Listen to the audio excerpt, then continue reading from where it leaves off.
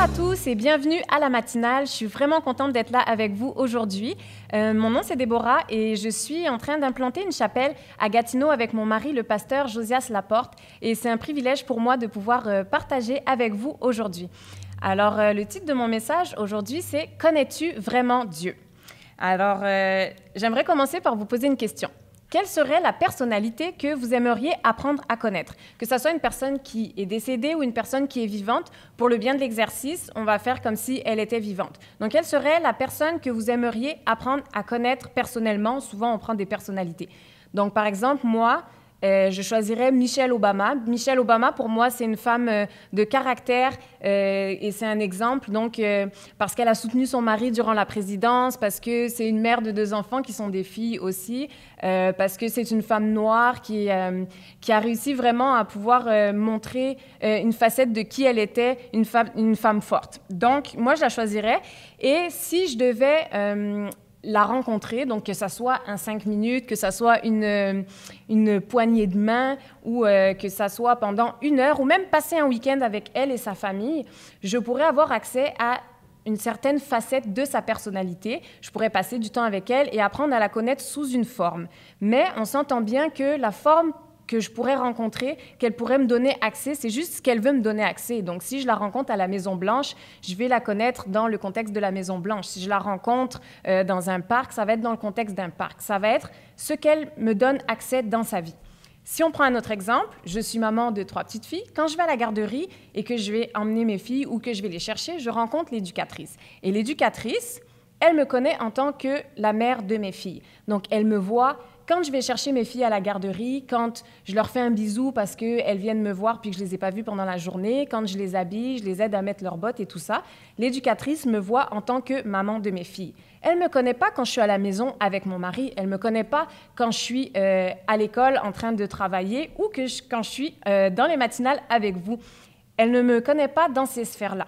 Elle connaît juste que je lui donne accès, donc c'est-à-dire à la garderie quand elle me voit avec mes enfants. Avec Dieu, c'est différent. Dieu, il nous donne une différente vision de qui il est, puis j'aimerais vous embarquer dans le texte avec moi. Donc, j'aimerais vous emmener avec moi dans le texte de Jean, chapitre 1, des versets 1 à 4. « Au commencement était la parole, et la parole était avec Dieu, et la parole était Dieu. Elle était au commencement avec Dieu, toute chose était faite par elle, et rien de ce qui n'a été fait sans elle. Elle était la vie, et la vie était la lumière des hommes. » Ici, on parle de Jésus, Jésus qui est la lumière. Jésus est la parole et il s'est incarné en homme. Donc, l'incarnation de Jésus est la révélation de Dieu pour nous. Dieu, au travers de Jésus, il s'est fait connaître à nous. Il nous a fait connaître des facettes de qui il est par la personne de Jésus. Au travers de la Bible, on apprend à connaître Jésus.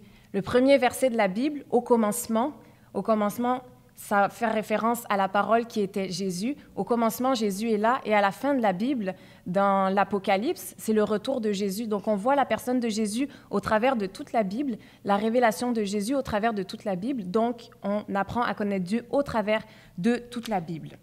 Donc, on y découvre un Dieu de grâce, un Dieu d'amour, un Dieu de paix, un Dieu de joie, un Dieu de miséricorde, un Dieu de pardon, un Dieu d'abondance. Et la liste est longue parce que Dieu a des sphères incroyables de qui il est et qu'il nous a révélées.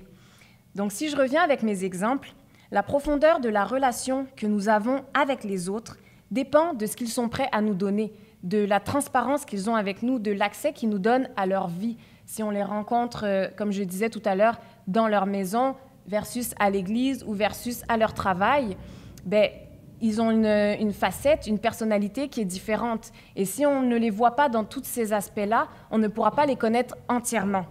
Avec Dieu, c'est différent, parce que grâce à l'incarnation de Jésus, qui est Dieu, on a accès à Dieu, on a accès à sa personnalité. Il s'est révélé entièrement à nous au travers de la Bible. Dieu a décidé de ne rien nous cacher. Il a décidé de se révéler entièrement à nous.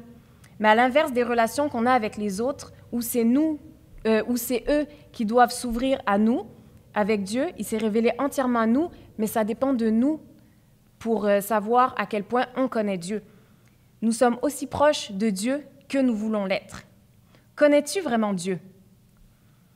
En lisant la Bible de manière régulière, on apprend de plus en plus sur Jésus et donc sur Dieu. et sur sa personne, sur qui il est et sur ses nombreuses facettes. Ta soif de connaître plus Dieu se révélera sur le temps que tu passeras à lire la Bible et à la méditer. Aujourd'hui, je veux t'encourager à prendre du temps à lire ta Bible parce qu'il a révélé qui il était dans sa parole afin que tout le monde y ait accès et qu'on puisse voir quel Dieu merveilleux et quel Dieu grand il est. Dans ces temps si sombres, avec la pandémie, je pense que c'est vraiment une réelle bénédiction d'avoir accès à la Bible, d'avoir accès au modèle de Jésus pour pouvoir voir comment on peut faire face à ces difficultés, comment on peut faire face à ces périodes plus sombres. Parce que Jésus nous a révélé qui il était, puis nous a révélé des manières dont on peut vraiment